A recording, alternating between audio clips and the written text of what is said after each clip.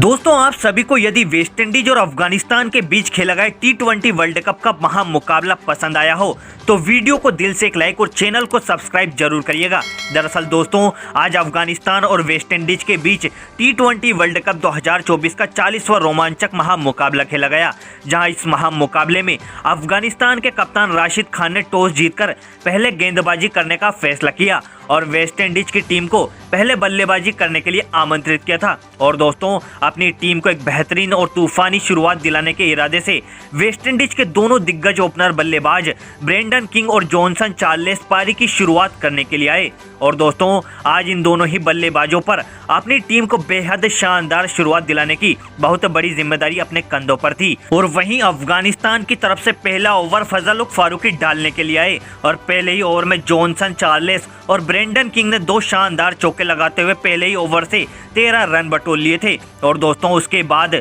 दूसरे ओवर की शुरुआती दोनों गेंदों पर जॉनसन चार्ल्स ने 2 चौके लगा दिए थे और 8 गेंदों में ही वेस्टइंडीज के स्कोर को 21 रनों तक पहुंचा दिया था। लेकिन दोस्तों इसी बीच दूसरा ओवर डालने अजमतुल्लाह उमरजाई ने ब्रेंडन किंग को बोल्ड आउट कर दिया और अफगानिस्तान की टीम को किंग के रूप में एक बहुत ही बड़ी सफलता दिला दी थी। और अब दोस्तों क्रीज पर जॉनसन का साथ देने के लिए निकोलस पूरन बल्लेबाजी करने के लिए आए। लेकिन दोस्तों इसी बीच अपना दूसरा ओवर डालने आए फजल फारूकी को जॉनसन चार्ल्स ने एक ही ओवर में 3 बैक टू बैक चौके लगा दिए और तीसरे ओवर से भी 15 रन बटोर लिए थे। लेकिन दोस्तों असली मजा तो हम सभी को चौथे ओवर में देखने को मिला और अपना दूसरा ही ओवर डालने अजमतुल्लाह उमरजाई की हालत आज निकोलस पूरन ने पूरी तरीके से खराब कर रख दी थी। और पहले ही गेंद पर निकोलस पूरन ने एक बहुत ही लंबा छक्का लगा दिया था और उसके बाद पूरन ने 4 बैक टू बैक चौके भी लगाए, जिसमें दोस्तों एक नौबाल का चौका भी शामिल था। और दोस्तों 4 गेंदों में ही पूरन ने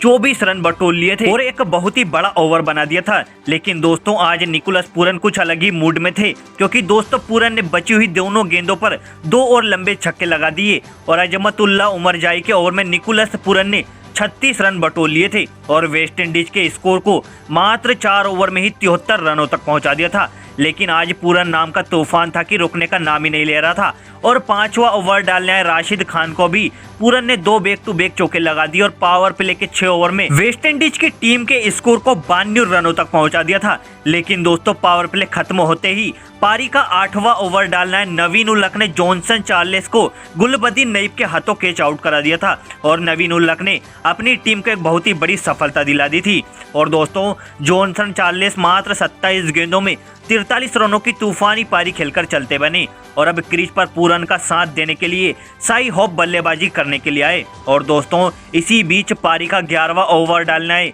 मोहम्मद नबी की शुरुआती दोनों गेंदों पर शाई होप ने 2 लंबे छक्के लगा दिए थे और उस ओवर से भी टोटल 15 रन बटोर लिए थे और आज शाई होप भी बेहतरीन टच में लग रहे थे। लेकिन दोस्तों इसी बीच पारी का 13वां ओवर डालने आए गुलबदीन नईब ने शाई होप को भी नाजिमुल्लाह जादरान के हाथों कैच आउट करा दिया और शाई होप भी 17 गेंदों में 25 रन बनाकर चलते बने और अब क्रीज पर वेस्टइंडीज के कप्तान रोमन पॉवेल बल्लेबाजी करने के लिए आए। और दोस्तों निकोलस पूरन ने एक तरफ से वेस्टइंडीज की पारी को पूरी तरीके से संभाल कर रखा था और दोस्तों इसी बीच निकोलस पूरन ने मात्र 31 गेंदों में अपना अर्धशतक पूरा कर लिया और अब वेस्टइंडीज का स्कोर 15 ओवर में 3 विकेट के नुकसान पर 148 रन था। और दोस्तों इसी बीच पारी का 17वां ओवर डालने आए नवीन उल हक के ओवर में पॉवेल और पूरन ने एक चौका लगाते हुए 11 रन और भी बटोर लिए थे। लेकिन दोस्तों असली मजा तो हम सभी को एक बार फिर से 18वें ओवर में देखने को मिला और निकोलस पूरन ने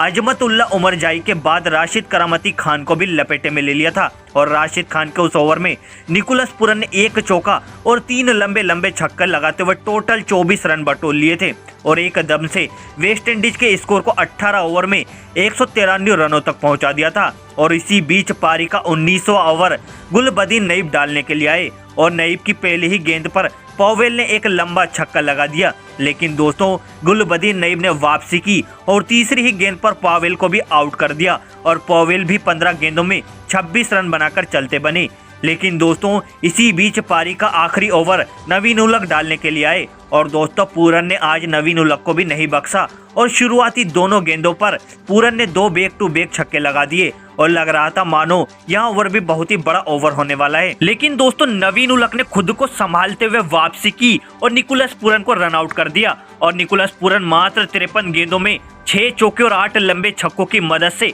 98 रनों की तूफानी पारी खेलकर आउट हो गए। और दोस्तों पूरन अपने शतक से मात्र 2 रन से चूक गए और वेस्ट इंडीज की टीम ने अफगानिस्तान की टीम के सामने 20 ओवर में 5 विकेट के नुकसान पर 218 रनों का एक बहुत ही बड़ा विशाल स्कोर खड़ा कर दिया था। और अब अफगानिस्तान को यह मैच जीतने के लिए 120 गेंदों पर 219 रन बनाने थे। और दोस्तों इसी इरादे से अफगानिस्तान के दोनों सलामी ओपनर बल्लेबाज रहमानुल्लाह गुरबाज और इब्राहिम जादरान पारी की शुरुआत करने के लिए आए और वहीं वेस्ट इंडीज की तरफ से अकील हसन पहला ओवर डालने के लिए आए थे। और दोस्तों अकील हसन ने तीसरी ही गेंद पर रहमानुल्लाह गुरबाज को आंद्रे रसेल के हाथों कैच आउट करा दिया था और अपनी टीम को पहले ही ओवर में एक बहुत ही बड़ी सफलता दिला दी थी। और अब क्रीज पर गुलबदीन नई बल्लेबाजी करने के लिए आए। और दोस्तों आज इस महामुकाबले में इब्राहिम जादरान भी ताबड़तोड़ बल्लेबाजी कर रहे थे और हर ओवर में कम से कम 2 बाउंड्री अपनी टीम के लिए लगा रहे थे,